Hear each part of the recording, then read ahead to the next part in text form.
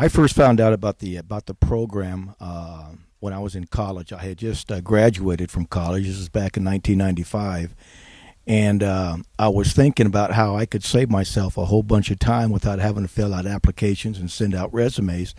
So one day I was reading what a publication called the Army Echo, which is a short version of a newspaper, but it gives a lot of detail about what's going on, about what kind of programs are being passed by Congress and things like this.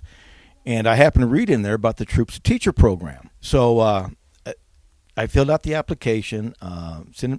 They in turn told me to contact this individual at the State Department, so I did. And I had asked him if there was any teaching positions open anywhere in state of Oklahoma. And yeah, he gave me a laundry list. So I said, okay. Well, about a day later, I get this call from a superintendent out of Boley, Oklahoma. And that's where I first started my teaching career. So what it did for me at that time is saved me a lot of legwork, a lot of stamps and these sort of things by sending out applications and resumes. And a lot of the boys especially, even though they see it on TV and stuff, they don't realize that women are actually in the military. They see them, but it's not like, unless it's someone in their family, they don't make that connection. But then to have their teacher, and, oh, you was in the military. Cool. Did you get to shoot guns? Did you, and they come up with all this stuff, so, they want to be your buddy, And I said, well, we're not buddies, okay, but no, yeah, we did what we had to do. Well, did you kill anybody, and stuff like that. I said, no, I was never in combat, And it's like they have a lot more respect for you because you've had a position that they think is an honorable position.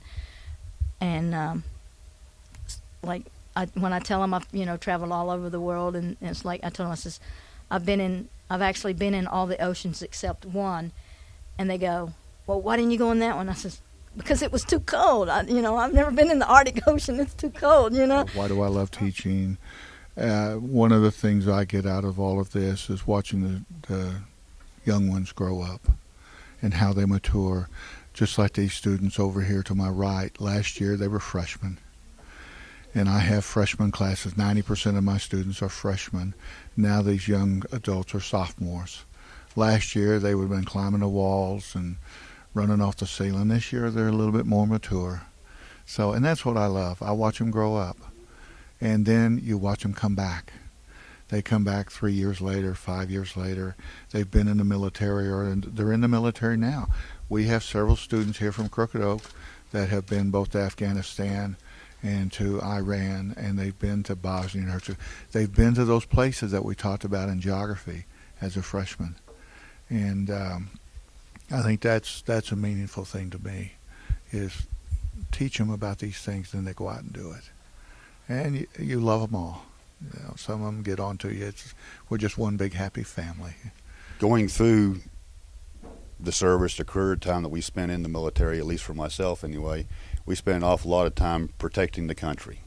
That was what our primary function was, and making sure that this country is stable for our children. Well, the bottom line is now is one thing I like about working in the school systems now is that I'd like to feel that we are ensuring the stability of this country by educating our students and having them prepared for the future.